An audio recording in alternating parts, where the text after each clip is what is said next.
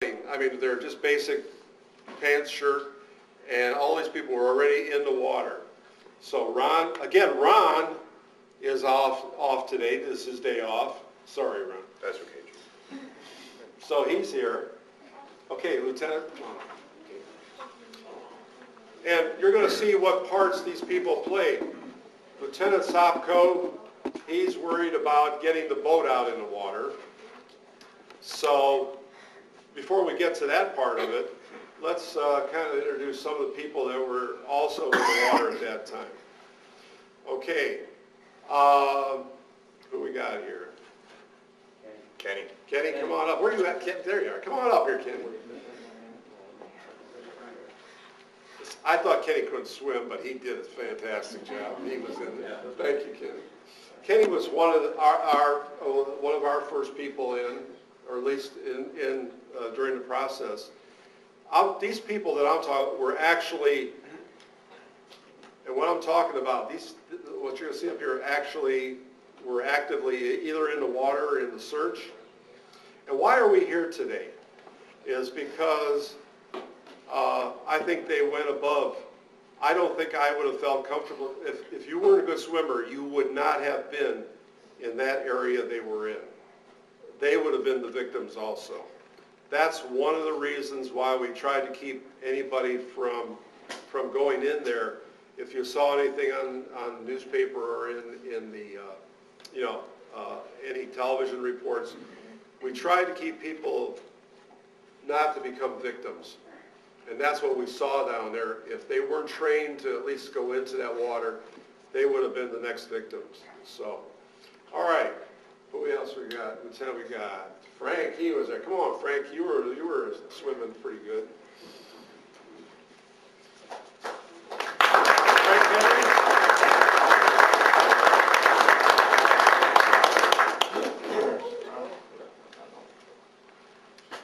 Go ahead. I'll be doing this. Yeah.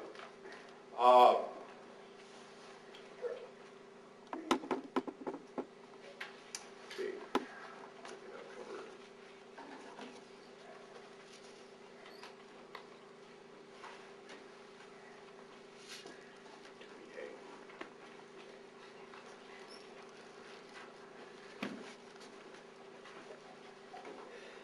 Are any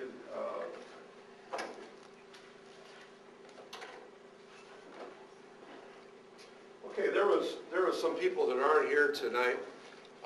Joe Purcell, he's not here tonight. Jim Turek, so there was a picture of two more people in the water. Now we get down, who else have we missed anybody from our group? Dan Quayle, he's not here. Okay, so there have been at least three more people in the water. Now comes what we talked about is our mutual aid departments. And the next thing I'm handed is, I think he handed me some money before he dove in. But then he said it was big money, and when I tried to give it back to him, he said I took his money. But. Okay, Lieutenant Kurt West from Perry. Come on up here.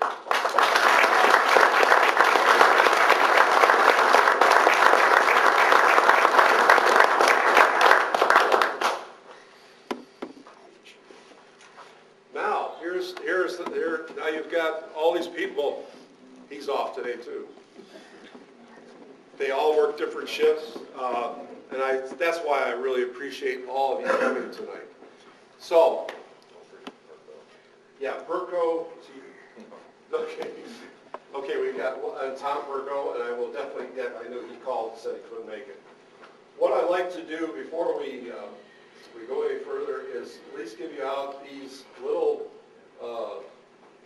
certificates of appreciation for Mr. Wilson. Again, thank you.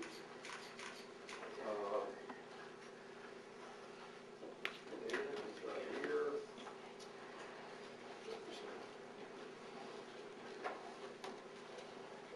For Frank.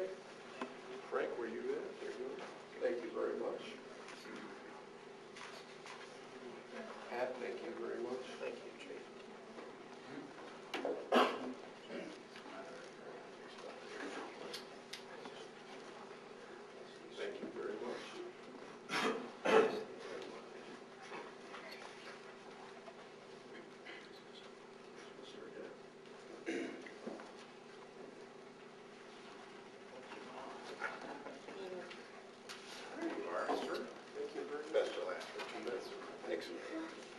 Okay. Now we talk about people that that were in, some of the people that were in the water. There was other people trying to do other things.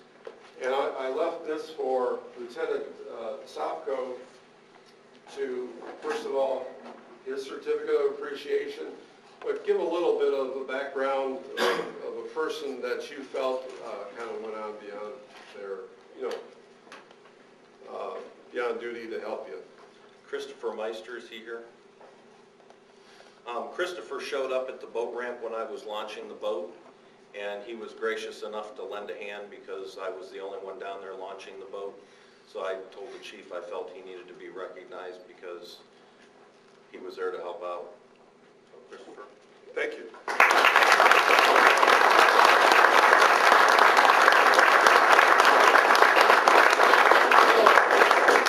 And thank you, Lieutenant Sopko, for, that's got to be, if you ever tried to launch that boat by yourself, and what he did is, he didn't just ask Chris to come, it wasn't just a friendly, come on over, Chris. I think it sounded more like, Chris, let's do this. And Chris was very willing to do that.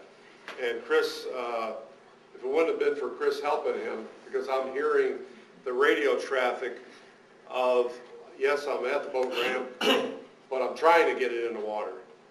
And without Chris, that might not have been. Where would that have played a big part? It would have played a big part had that person washed into Lake Erie.